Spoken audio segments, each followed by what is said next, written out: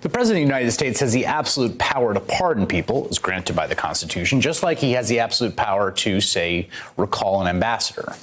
But Trump is a good test cases for these examples of constitutional authority, because if the purpose is corrupt enough, what then is to stop him? Would it be constitutional for a president to offer a pardon in exchange for $500,000, or recall an ambassador because she wouldn't have a romantic relationship with him? Neither of those pertain here, obviously, but the point is that there must be some limits to these broad powers if abused, and the only constitutional remedy that we're provided with for them is impeachment, which is why we are where we are.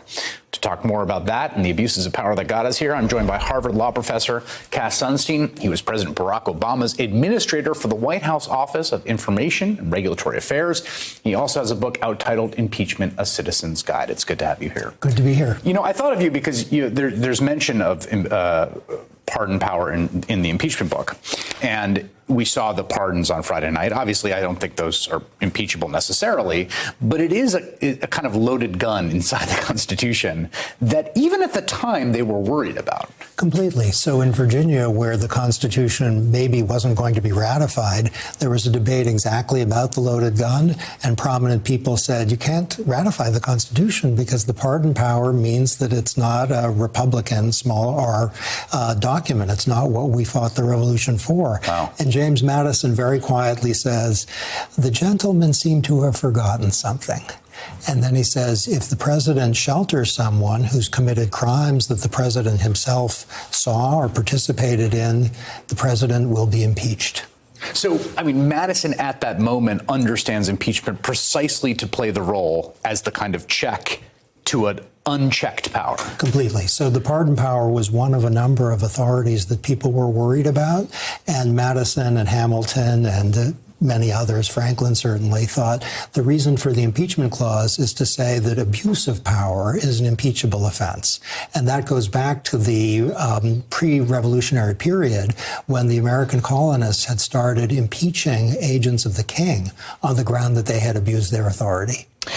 You know, there's a broader theme here, I think, with the president, which is that there are all kinds of ways in which his power is wielded that are lawless, if not illegal, if that makes sense, if I can make that distinction, and places where the corrupt intent or the bad faith about the actions the government are taking end up making it hard to credit what he's doing as orderly or a proper use of the power to take care the laws are faithfully executed.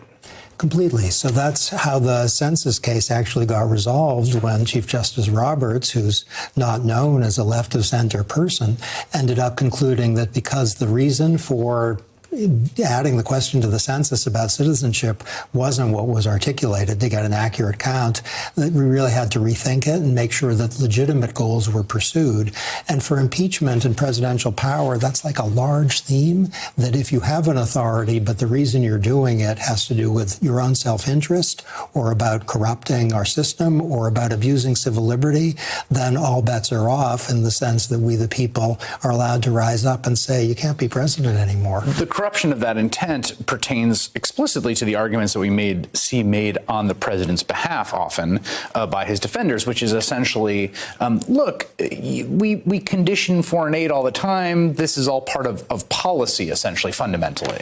And that's a completely fair point. So to condition foreign aid on combating corruption is legitimate and in many ways honorable.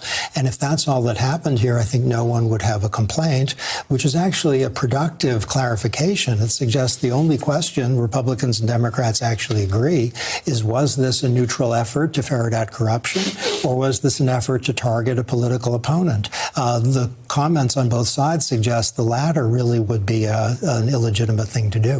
What do you think about the notion, Laura Ingraham put it this way on her program the other night, that attempted bribery isn't in the Constitution?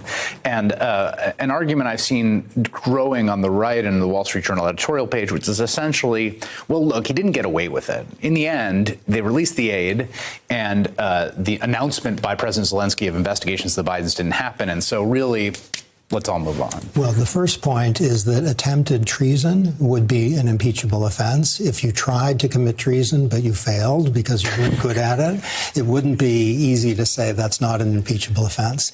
The second thing to say is that bribery is actually defined to include solicitation of bribery. That is bribery.